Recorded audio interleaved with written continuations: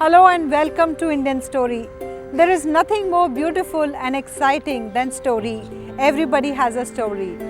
In fact, the story is a light. Now let's watch what this story has to say.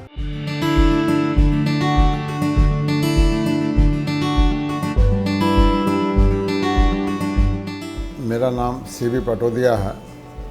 मैं दिल्ली में रहता हूँ और इस समय मैं के Birla group of sugar factory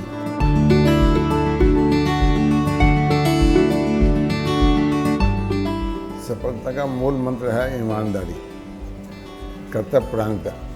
यानी आप ईमानदारी और अपने कर्तव्य को निभाते रहिए तो आपको सफलता मिलेगी।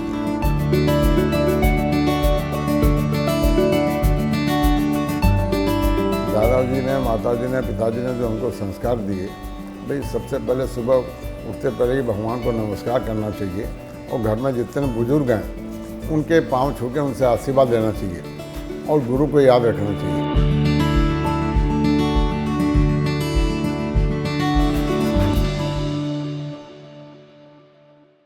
मेरा जन्म वृंदावन में हुआ था। वृंदावन के बाद में मेरी प्राइमरी स्कूल की पढ़ाई दिल्ली के अंदर हुई, दिल्ली में मॉडर्न स्कूल के अंदर। उसके बाद मेरे दादाजी ने फिर मुझे वृंदावन बुला लिया। छठी क्लास मैंने वृंदावन में पढ़ी। उसके बाद मैं राजस्थान के अंदर भिलवाड़ा के अंदर पढ़ा। आफ्टर द एजुकेशंस मैं फिर बिरला ब्रदर्स में सर्विस के अंदर एज ए मैनेजर ट्रेनिंग के अंदर आ गया। 20 साल की उम्र में आ गया।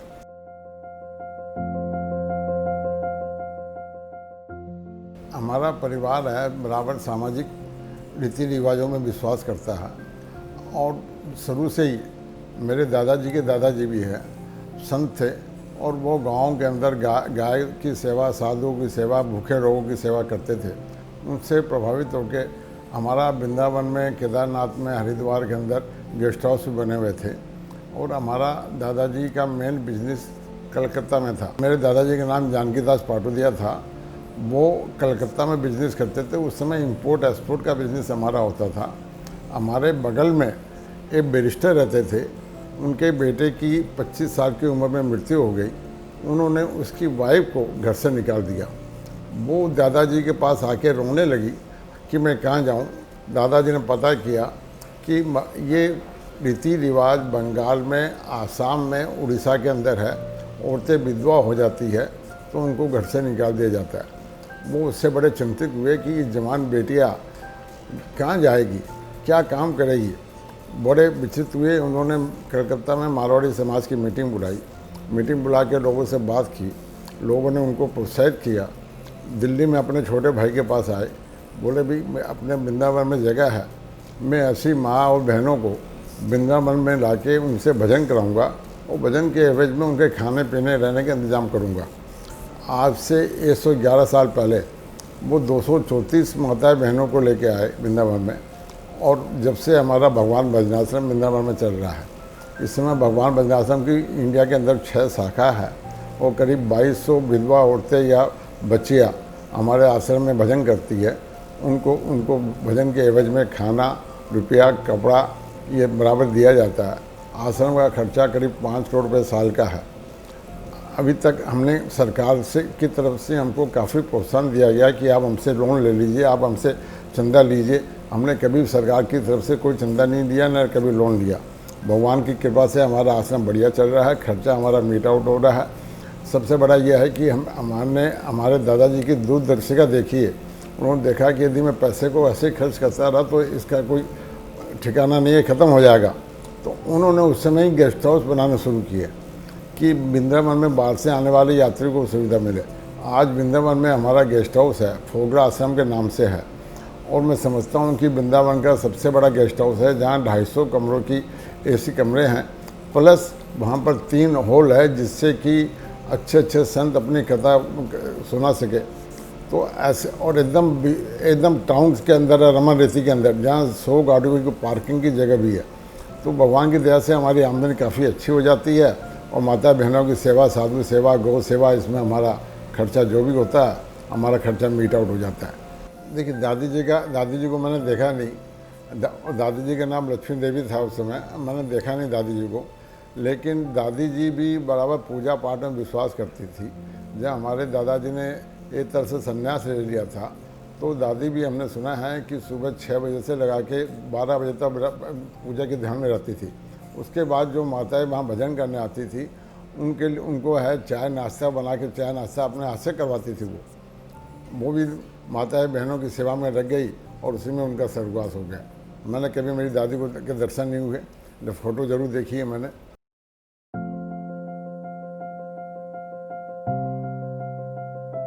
मेरे पिताजी का नाम श्याम सुंदर पाटोदिया था। वो सिद्धांतवादी थे और अपने सिद्धांत के लिए वो कुछ भी करते थे, लेकिन अपने सिद्धांत पर अटल रहते थे। वो पॉलिटिक्स में भी रहे, लेकिन पॉलिटिक्स में भी उन्होंने अपने सिद्धांत को नहीं छोड़ा। बाद में उन्होंने 60 वर्ष की उम्र के अंदर उन्होंने भी संन्यास ले लिया और लेके वृंदावन के अंदर रहने लगे।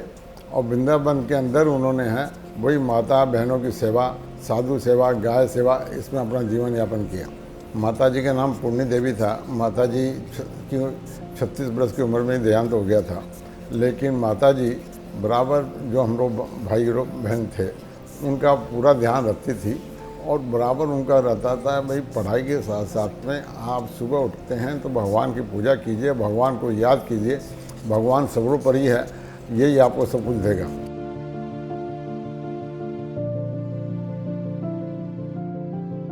हम 4 भाई और 2 बहनें हैं।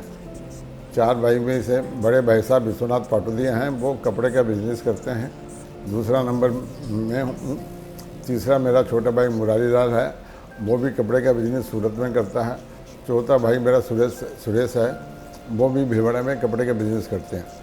मेरी 2 बहनें हैं। एक बहन के शरीर शांत हो गया, दूसरी बहन कलकत्ता में रहती है। मुझे प्रेरणा 2 ही आदमियों से मिली। एक मेरे दादाजी से मिली, क्योंकि मैंने अपना बचपन का समय दादाजी के साथ बिताया था और उनके पास में जो साधु संत और अच्छी स्त्री आती थी उनको सुनकर मेरा मन बराबर है धर्म के प्रति, लोगों की सेवा के प्रति हुआ। दूसरी मुझे प्रेरणा मिली डॉक्टर के बिरला जी से। के बिरला जी के द्वारा जो मुझे बराबर प्रोत्साहन मिला, उससे मेरे मन में ये आया कि आदमी कोई ऐसी चीज़ नहीं है वो न कर सके। और उनकी प्रेरणा से ही आज मुझे इंडस्ट्री में जो मेरा नाम है वो डॉक्टर के बिरला की वजह से है कि उनकी प्रेरणा से मैंने जो सीखा और इंडस्ट्री में नाम कमाया, उसका मैं टोटल श्रेय डॉक्टर के बिरला जी को देना चाहता हूँ। मेरी शादी हुई 18 साल की उम्र में हो गई थी 1966 के अंदर। मेरी धर्मपत्नी उषा पाटोदिया है और वो भी भगवान में विश्वास करती है, भगवान की सेवा में रहती है। जिस तरह मैं वृंदावन के कामों में जुड़ा रहता हूँ तो उसमें बराबर उनका सेवा रहता है मुझे। आप ये समझते हैं कि साहब जब तक धर्मपत्नी का पूरा सेवा नहीं मिलेगा तो आदमी कोई भी अच्छा काम करने के अंदर उसको सफलता नहीं मिलेगी।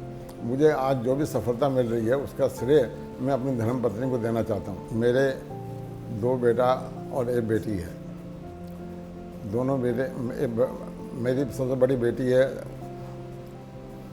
वो सूरत में रहती है और 2 बेटे हैं।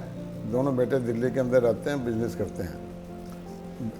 बेटी के हस्बैंड है सूरत में कपड़े का काम, काफ़ी अच्छा काम है और सूरत में बड़ी अच्छी पोजीशन है। और हमारी बेटी का स्वभाव भी लगाव और स्वभाव दोनों धर्म के प्रति ज़्यादा है। बेटी का नाम संगीता है। मेरे बच्चों का नाम मनीष और आशीष है। मनीष आशीष अपना एक तो टी गार्डन, बिहार में छोटा सा एक टी गार्डन है, टी गार्डन चलाते हैं। दूसरा वो पहले ज़मीनों का काम करते थे, अब वो एक फ्लोर मिल लगा रहे हैं।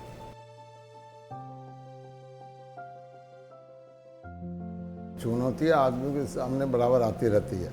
चुनौतियों का सामना करना और उसका सोल्यूशन खोजना, ये आदमी के स्वभाव में होना चाहिए। हमको चुनौतियाँ काफ़ी आई, लेकिन चुनौतियाँ का समाधान कैसे निकाला जाएगा, इस समाधानों पर हमने विचार विमर्श किया और भगवान की दया से समाधान सब निकले।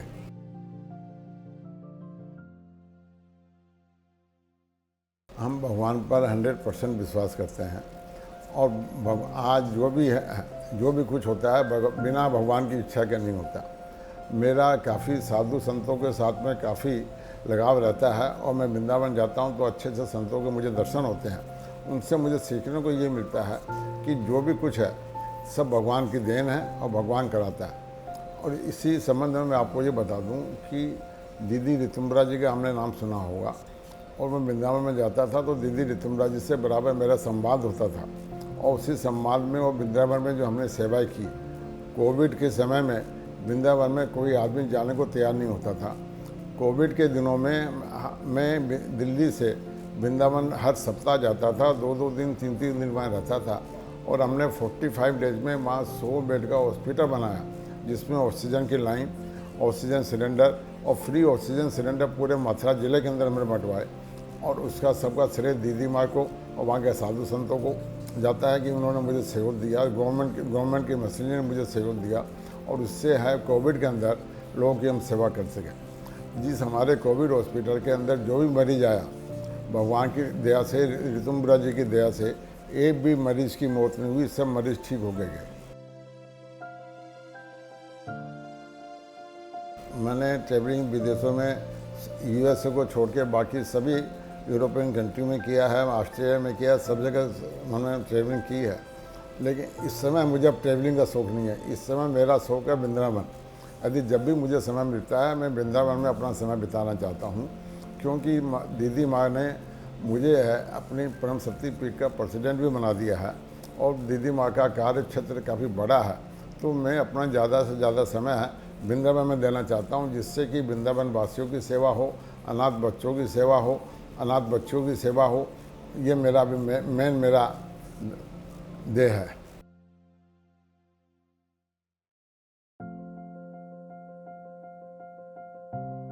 देखिए, फिल्में देखने का मेरा बचपन में शौक़ था। बचपन के बाद में मुझे फिल्में देखने का शौक़ नहीं रहा। मुझे समय, जब भी समय मिलता था तो मुझे धर्म की किताबें पढ़ ले, पूर्वजों की किताबें पढ़ ले, उसमें मुझे ज़्यादा शौक़ रहा। मैंने अपना समय ज़्यादा उसमें लगाया। भगवान भजनाश्रम की स्थापना 111 साल पहले हुई थी। स्टार्टिंग में इसकी शाखा सिर्फ वृंदावन में थी। अब इसकी शाखा वृंदावन के अलावा मथुरा, गोकुल, बरसाना, राधा कुंड, चित्रकूट के अंदर भी है। और भजनाश्रम का मेन उद्देश्य गाय की सेवा करना, साधु सेवा करना, प्लस माताएं बहनों की जिनके पास कोई साधन नहीं है उनकी सेवा करना। और आज भी भगवान की दया से हमारे यहाँ सब आश्रम मिला के 2000 से ऊपर माताएं बहनें आती हैं।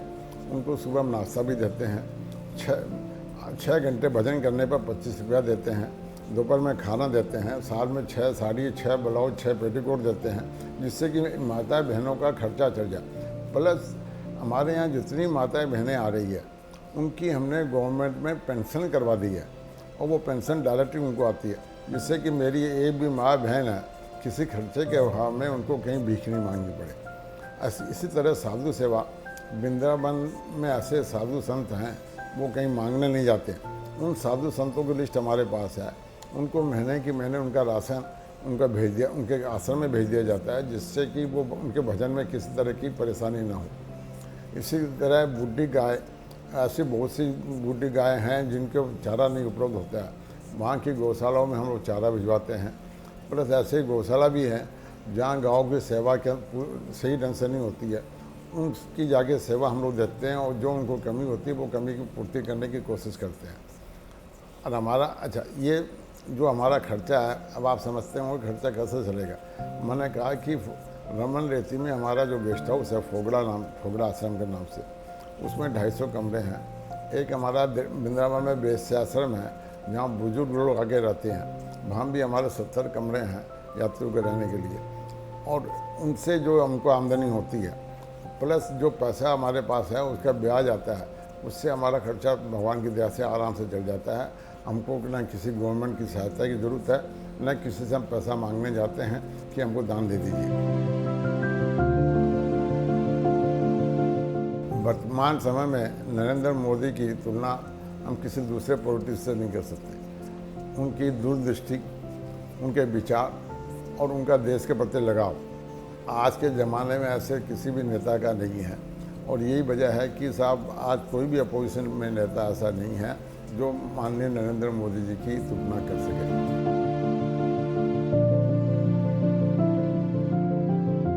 भारत की युवा पीढ़ी काफ़ी विचारशील है, काफ़ी एजुकेटेड है, सब है, लेकिन उनकी विचारधारा जो होनी चाहिए वो विचारधारा उनकी बदल गई है, क्योंकि यूरोपियन प्रभाव उन पर ज़्यादा पड़ा है। हम चाहते हैं कि हमारे बच्चों पर यूरोपियन प्रभाव न पड़ के हमारा जो हिंदू प्रभाव है वो बच्चों पर पड़े। इसलिए मैं बच्चों को कहता हूँ कि आप भगवान में विश्वास कीजिए। भगवान सर्वोपरि है, भगवान हर चीज़ में मौजूद है। आप भगवान में विश्वास करेंगे तो आपको सफलता मिलेगी। Yes, we are all unique. We come and go. But these stories are legacy forever. Do share your story with Indian Story anytime, anywhere. And don't forget to subscribe our channel